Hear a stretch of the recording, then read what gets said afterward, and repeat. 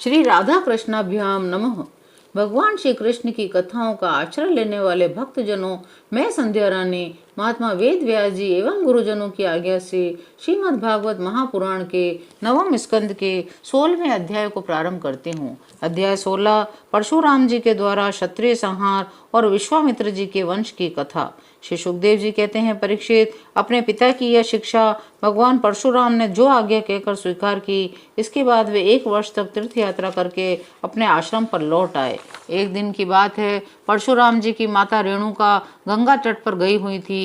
वहां उन्होंने देखा कि गंधर्वराज चित्ररथ कमलों की माला पहने अप्सराओं के साथ विहार कर रहा है। वे जल लाने के लिए नदी तट पर गई थी, परंतु वहां जल क्रीड़ा करते हुए गंधर्वों को देखने लगी और पतिदेव के हवन का समय हो गया है, इस बात को भूल गई।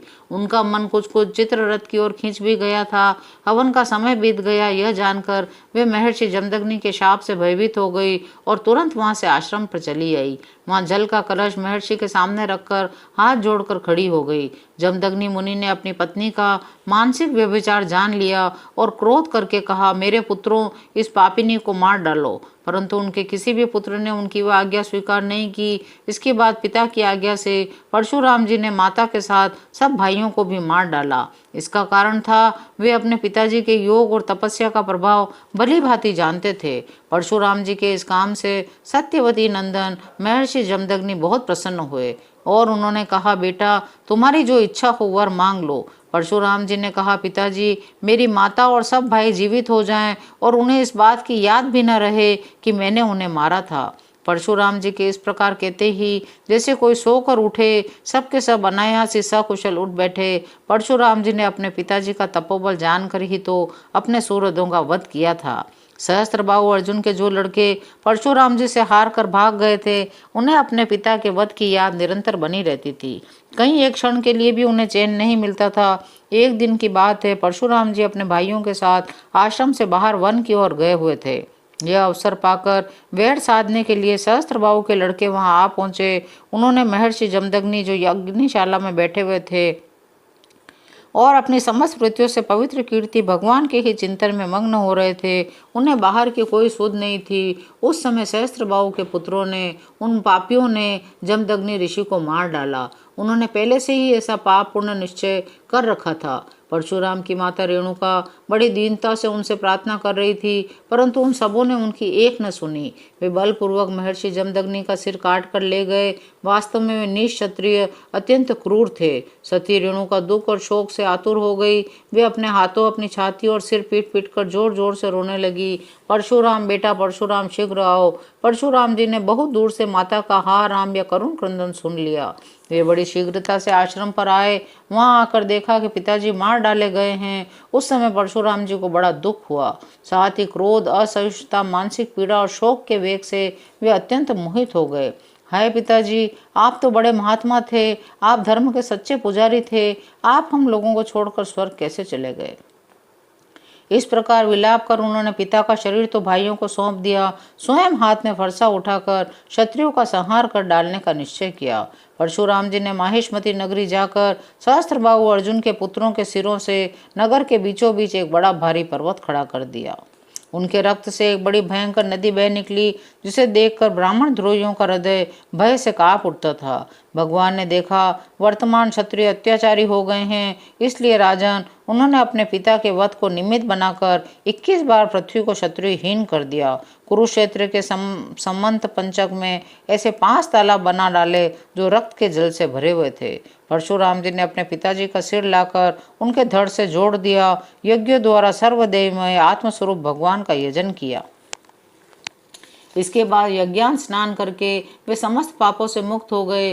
ब्रह्म नदी सरस्वती के तट पर मेघ रहित सूर्य के समान शोभायमान हुए। महर्षि जमदग्नि को स्मृति रूप संकल्पमय शरीर की प्राप्ति हो गई।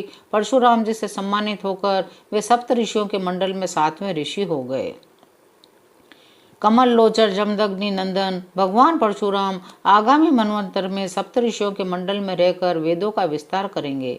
वे आज भी किसी को किसी प्रकार का दंड न देते हुए शांत चित्त से महेंद्र पर्वत पर निवास करते हैं। वहाँ सिद्ध गंधर्व और चारण उनके चरित्र का मधुर स्वर से गान करते रहते हैं।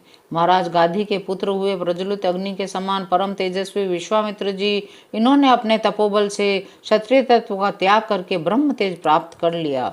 परीक्षित, विश्वामित्र जी के 100 पुत्र थे, उनमें बिछले पुत्र का नाम था मधुच्छंदा, इसलिए सभी पुत्र मधुच्छंदा के ही नाम से ही विख्यात हुए।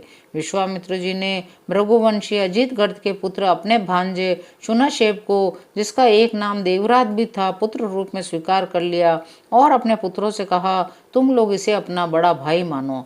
यह वही प्रसिद्ध भृगुवंशी शुनशेप था जो हरिश्चंद्र के यज्ञ में यज्ञ पशु के रूप में मोल देकर लाया गया था। विश्वामित्र जी ने प्रजापति वरुण आदि देवताओं की स्तुति करके उसे पाश बंधन से छुड़ा लिया था। यही तपस्वी देवरात के नाम से विख्यात हुआ। विश्वामित्र जी के पुत्रों में जो बड़े थे, उन्हें शुनशेप को बड़ा भाई मानने की बात अच्छी न लगी। इस पर विश्वामित्र जी ने क्रोधित होकर उन्हें शाप दे दिया, दुष्टों, तुम सब म्लेच्छ हो जाओ। इस प्रकार जब 49 भाई म्लेच्छ हो गए, तब विश्वामित्र जी के बिछले पुत्र मधुच्छंदा ने अपने से छोटे 50 भाइयों के साथ कहा, पिताजी, आप हम लोगों को जो आज्ञा करते हैं, हम उसका पालन करने के लिए तैयार हैं। यह कहकर मधुच्छंदा ने मंत्र दृष्टा शुनशेप को बड़े भाई के रूप में स्वीकार कर लिया और उनसे कहा, हम सब तुम्हारे छोटे भाई हैं। तब विश्वामित्र जी ने अपने नाज्ञाकारी पुत्रों से कहा, तुम लोगों ने मेरी बात मानकर मेरे सम्मान की रक्षा की है, तुम लोगों को मैं प्राप्त करके धन्य हुआ। मैं तुम्हें आशीर्वाद देता हूँ, तुम्हें भी सुपुत्र प्राप्त होंगे। मेरे प्यारे पुत्रों, यह देवराज शुनशेप भी तुम्हारे ही गोत्र का है, तुम लोग इसकी आज्ञा में रहना। परीक्षित, विश्वामित्र जी के अष्टक, हारित, जय और क्रतुमान आदि और भी पुत्र थे। इस प्रकार विश्वामित्र जी की संतानों से कौशिक गोत्र में कई भेद हो गए। देवरात को बड़ा भाई मानने के कारण उसका प्रवर ही दूसरा हो गया। 16वां अध्याय यहीं विराम लेता है। शेष अगले अंकों में। जय श्री कृष्ण।